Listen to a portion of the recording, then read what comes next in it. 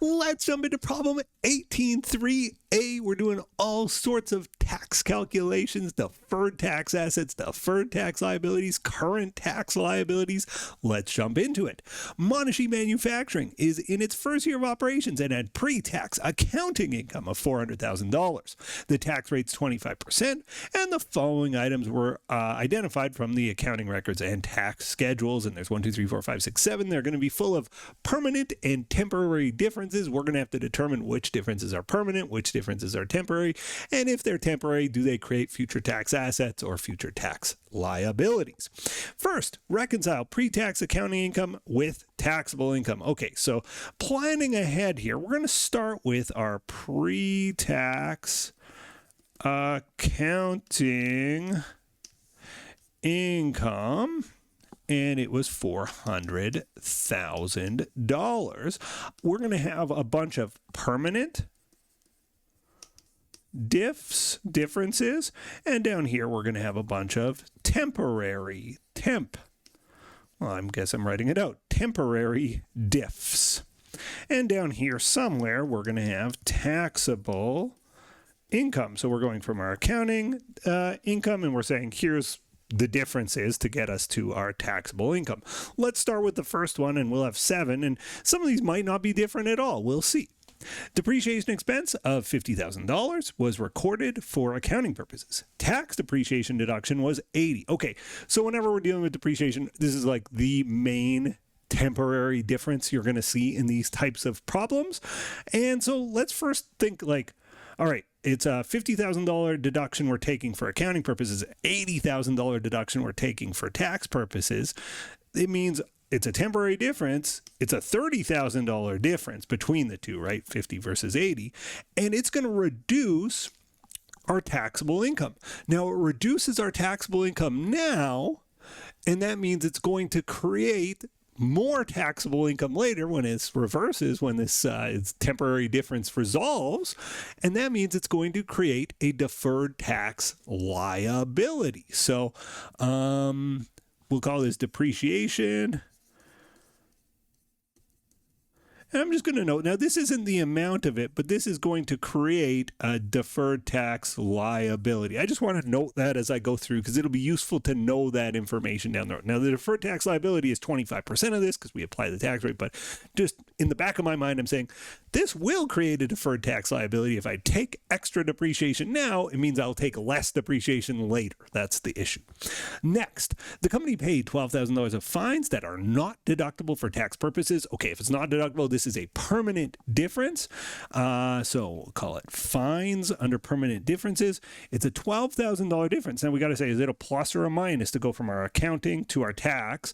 And we paid it, so we would have taken away $12,000 from our accounting income. We got to add it back in to get to our taxable income. Our taxable income is $12,000 higher because we're not allowed to deduct the fines for tax purposes. Next, the company accrued $15,000 of warranty expense. No warranty costs were paid during the year. Warranty costs are deductible when paid for tax purposes. So this is temporary difference. Once we start paying the warranty expense, it's going to even out. But it's a temporary difference, and it's a $15,000 difference. Now we're going to say, is it a plus or a minus to go from the accounting income to the tax income? Well, let's see. We deducted it for accounting purposes. We got to add it back to get to the tax amount because we wouldn't deduct it for tax purposes. Now, does this create a deferred tax asset or liability? Well, let's think about it. I'm recording an expense now for accounting. I'm not going to, and I'll record the expense later for tax purposes, meaning my taxable income is higher now, but it's going to be lower later. If it's going to be lower later, lower tax profits later, means there's lower taxes later, creates a future tax or a deferred tax asset. Sorry, the old school Canadian jargon, we would call it future tax asset, future tax liability. We're talking about the same thing. That's old school jargon though, and some Canadian companies still use it depending on circumstance, but deferred tax is the preferred nomenclature. Okay, let's continue. The company earned $4,000 of interest income. It's exempt from tax. Okay, if it's exempt, it's a permanent difference, so I'll call it interest. And when we do permanent differences, we don't worry about deferred tax asset and deferred tax liability. It doesn't create them. and it was $4,000. So this is revenue for accounting purposes. It's not going to be revenue for tax purposes, so we take it out for tax purposes. Included in the accounting income, it's excluded for tax. Next, the company recognized $20,000 of profit on an installment sale for accounting purposes. For tax, the profit will be taxed as the receivables collected in future years. Temporary difference, for sure. Installment sale, and the amount is $20,000. Now the question is it a plus or minus? We included it in our accounting profits now. We excluded it from our tax profit, so it's included up in the 400. We got to take it out to get to our taxable income. And that, of course, because it's a minus, creates a deferred tax liability. I want to be clear, though, the number of our deferred tax liability is not $20,000. It's the tax rate times that 25%. We'll get to that in a minute, but I want to remember that. Now, again, going back to first principle, rather than saying, oh, it's a plus or it's a minus, therefore a deferred tax asset or deferred tax liability, I like to sort of think of the situation. So we got paid $20,000.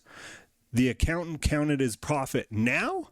For tax, we're going to count it as profit later. Well, something we're going to count as profit down the road, of course, increases our taxable income down the road, increases our tax bill down the road, and that's why it creates a deferred tax liability, a future tax obligation. That's what we're talking about here, and that's why we called it DTL.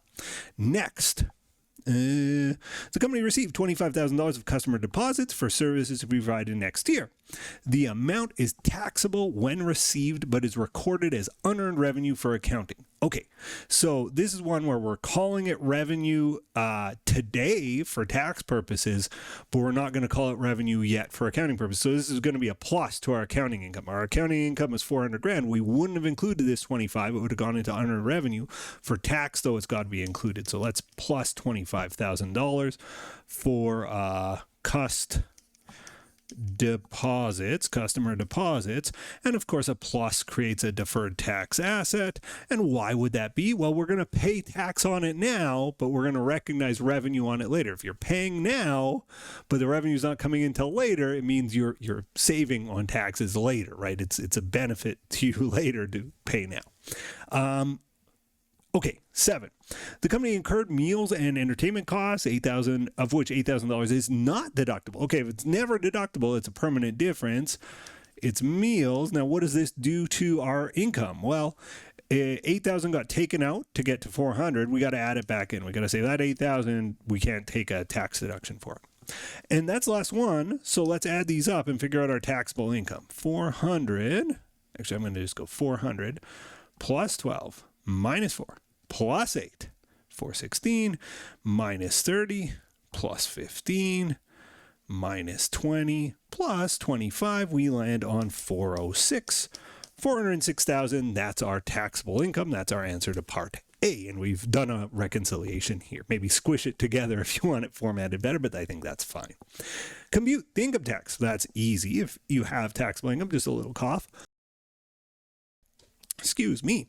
Taxable income, 25%. So multiply this. I don't know why I've written it twice there. Multiply this by 25%, our tax rate, and you're going to get the current income tax, tax payable, tax, income tax payable. This is our current income tax payable, 406 times 0.25, 101, 500. Okay, so that's it for part B.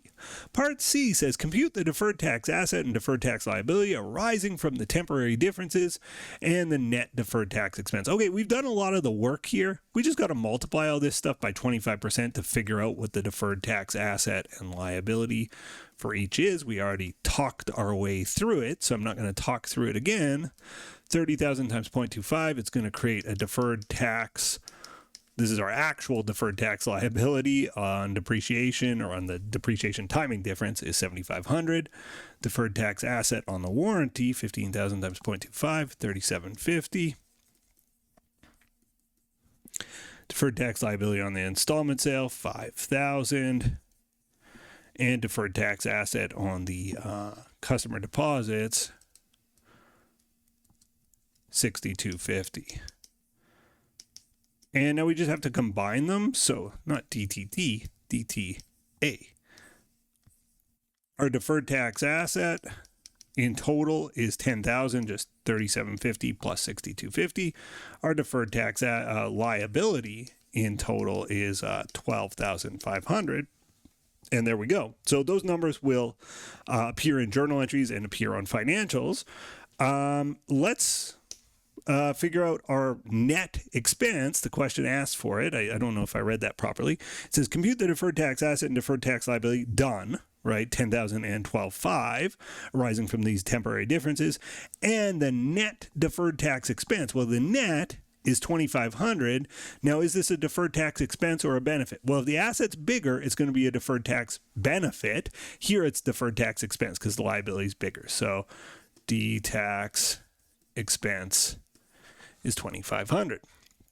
Okay, next up, it says determine the total income tax expense for the year, and E says do the journal entry. I actually like to do the journal entry first. That's how I make sense of this world.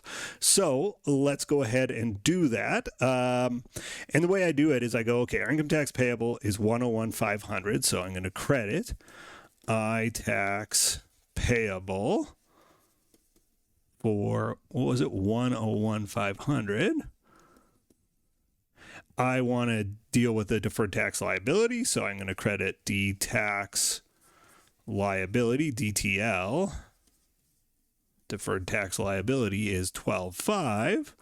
I've got a deferred tax asset of 10, so I debit D tax asset, and that's 10,000, and then the difference goes to expense. Now, I've seen this split. I've seen certain questions that they'll do this in two pieces. They'll say our current tax expense is 101,500 and our deferred tax expense nets out to 2,500.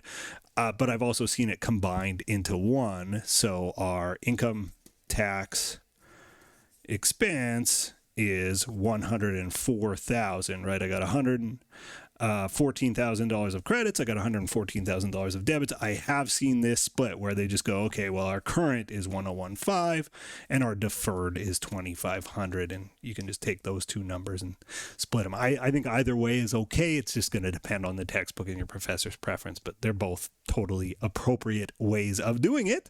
And there we've done it. So it says, what's the total income tax expense for the year? Well, the total is 101,500 plus 2,500. It's 104. So that's the answer to D. Our answer to E, the journal entry we've done. And now it says, prepare a reconciliation of the 25% statutory tax rate to the company's effective tax rate.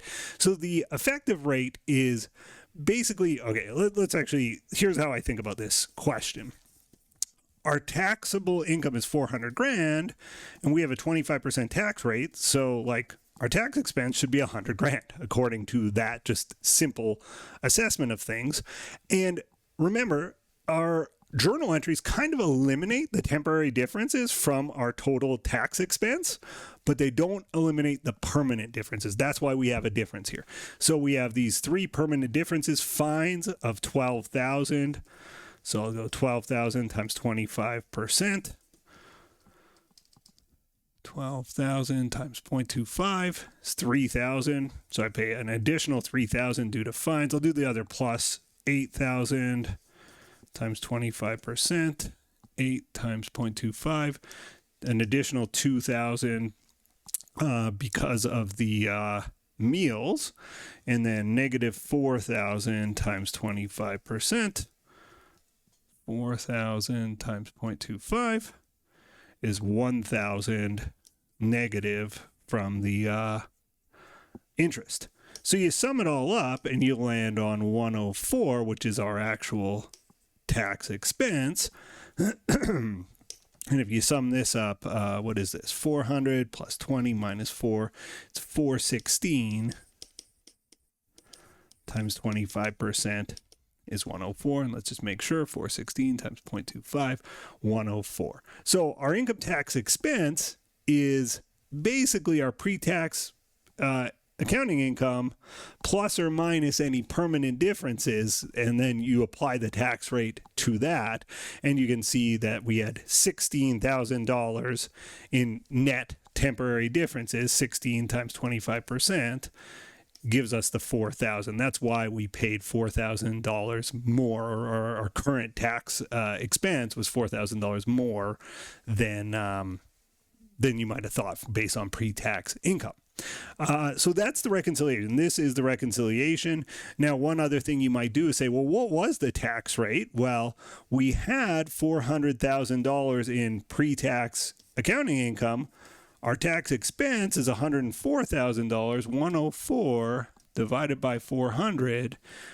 Our tax rate was actually 26%. It wasn't 25%. So it says prepare a reconciliation of 25% tax rate to the company's effective tax rate. Our effective tax rate was 26%. We paid 1 extra percent of tax. This extra $4,000 in tax was 1 extra percent of a tax rate. But there you go. We've made it to the end. We've solved 18.3a. As always, thanks for watching.